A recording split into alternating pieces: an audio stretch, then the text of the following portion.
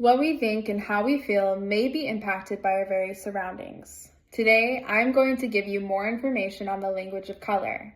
If you already know a lot about color psychology or design, this information can help deepen your understanding and give you new ways to apply it.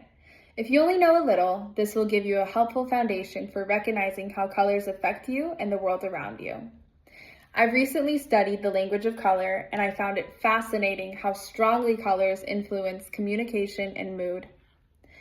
Experts in color theory and psychology have researched how colors shape human perception, and their findings support what I'll be sharing today. Colors are communicating to us via marketing, personal preferences, and the environments we find ourselves in.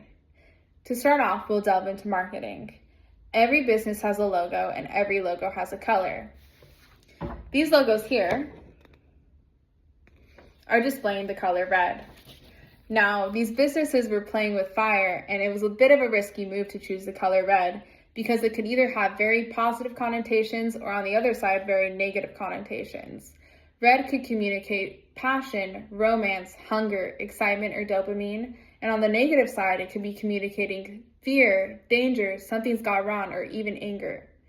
Now, not only the color red is communicating to us positive or negative connotations, but the hue of the color is important as well. How red is the red? Is it more on the burgundy side or more on the pink side? In the Journal of Consumer Research, authors Frank and Jonathan point out that hues are potent, effective conveyors of brand impressions because they carry meanings. So not only is the hue carrying a meaning, but the background behind the logo is carrying a meaning as well. It was strategic of these businesses to choose a white background because that is going to help the color red communicate more of a positive impression for their brand. So not only is marketing communicating to us what the brand stands for, but colors themselves are going to help us decide what our color preferences are and what we find beautiful and aesthetic. So when we're looking at a painting or a photograph, what about the picture or painting is aesthetically pleasing to us? Oftentimes, our color preferences have ecological ties, and it is tied to our survival. So what colors signify harmony, balance, safety, things like that. Oftentimes, with our color perception, less is more. Authors Sun and Ying, in an article published in the Psychology of Aesthetics, quote, "Color categories may uniquely influence aesthetic experiences." So color categories are like groups of colors. In this painting by Claude Monet, she used about 3 colors in the painting. Why is that? Because they belong in one color category together, and therefore it's going to be more aesthetically pleasing. So not only is colors around us communicating what we would prefer to have around us, but the environments around us are going to communicate to us our moods, and it's going to affect how we feel.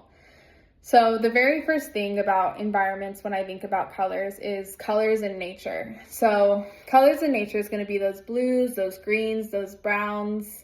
And within nature, humans have also built artificial environments. So that's going to be like our shopping malls, our schools, the offices that we go to. And one example of this artificial environment is an office, like this one. And in offices, people have often found themselves getting bored or experiencing boredom within these artificial environments. And why is that? Like, why is it that we get bored at school or at work or lose motivation because of that boredom or increase impulsivity or lose that purpose within those environments? In an article titled "Nature Adds Color to Life" by main author Maureen K.O. it quotes, "Nature likely contains sensorial patterns that lead to increased cognitive activation and may in turn decrease boredom." So next time you find yourself in an artificial environment, or if you have your own personal office, you could probably add more colors of nature into it or move a desk by a window to decrease boredom.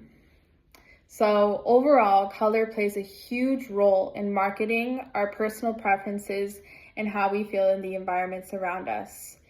So next time you go on a walk or find yourself at a store or you're cooking food, you could think about how colors are sending a message to us. And I'll leave you with this message today, that color is the language we've been speaking our whole lives without even realizing it. Thank you for listening.